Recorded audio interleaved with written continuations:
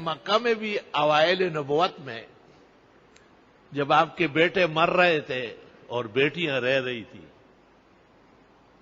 تو مشرکین نے آپ کے خلاف اشعار کہے کہ بس یہ نبی چند دنوں کا مہمان ہے اور یہ ختم ہو جائے گا اور دین بھی ختم ہو جائے گا،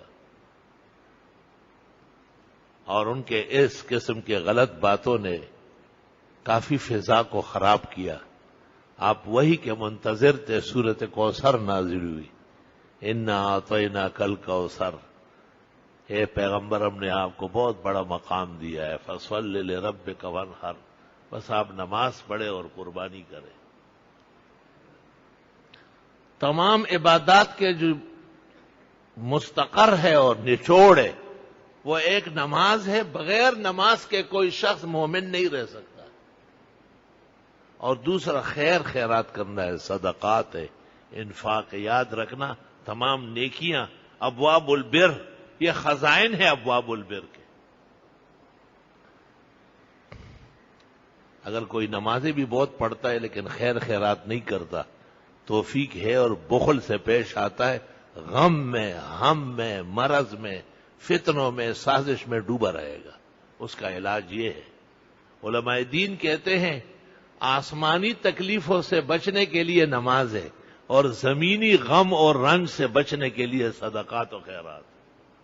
فصلی لربک وانحر ان شانئک هو الابتر، جو آپ کا بدخواہ اور دشمن ہے وہ نہیں رہے گا، اس کی دم کٹ کے رہے گی، ہاں بے نام و نشان ہوگا۔ کتنی چھوٹی سی صورت ہے، 3 آیتیں ہیں لیکن معانی عجیب ہے۔ پہلی آیت میں پیغمبر کا مقام ہے، دوسری آیت میں پیغمبر کا پروگرام ہے، اور تیسری آیت میں پیغمبر کے دشمنوں کا انجام ہے۔ سورت نازل ہوئی، اپنے صحابہ کو پڑھایا اور سمجھایا، اور علی کو کہا اس کو لکھ کے کعبے کی دیوار پہ لگاؤ۔ علی نے کہا جی وہاں تو بڑے بڑے صفحے لگے ہوئے اور اشعار ہے ہمارے خلاف۔ آپ نے کہا واہ علی انا اعرفہم، میں عربوں کو جانتا ہوں، میں ان میں سے عرب ہوں۔ یہ بلاغت فصاحت میں انتہا کو پہنچے۔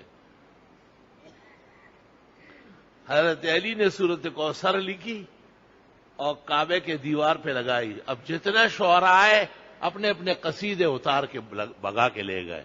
صبح دیکھا صرف سورۃ کوثر لٹکی ہے، کوئی چیز نہیں۔ آپ نے کہا واہ علی، وحی کے سامنے انسانی تخلیق کہاں چلتی؟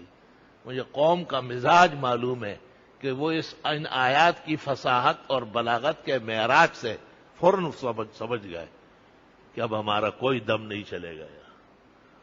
اللہم صل وسلم علی النبی وعلی آلہ واصحابہ وبارک وسلم وسلم۔ اللہ اللہ اللہ